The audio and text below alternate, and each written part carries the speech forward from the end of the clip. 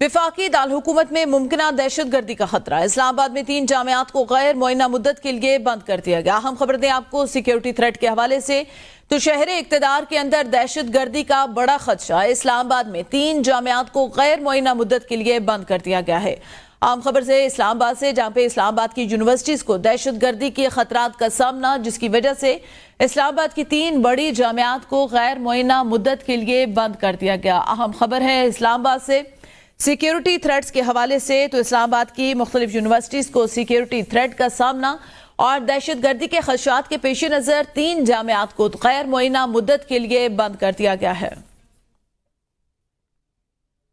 इस्लामाबाद में मुमकिना दहशत गर्दी का खतरा। अहम खबर है इस्लामाबाद से, जहां पे सिक्योरिटी थ्रेट का सामना है इस्लामाबाद की यूनिवर्सिटीज को, जिसके पेश नज़र इस्लामाबाद की 3 यूनिवर्सिटीज को गैर मुअय्यना मुद्दत के लिए इस वक्त बंद कर दिया गया है।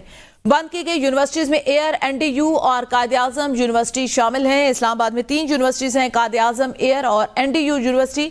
मजीद जानते हैं जमान मुगल से। जी जमान, बताइएगा, इस्लामाबाद को भी मुमकिना दहशत गर्दी का खदशा है इस वक्त?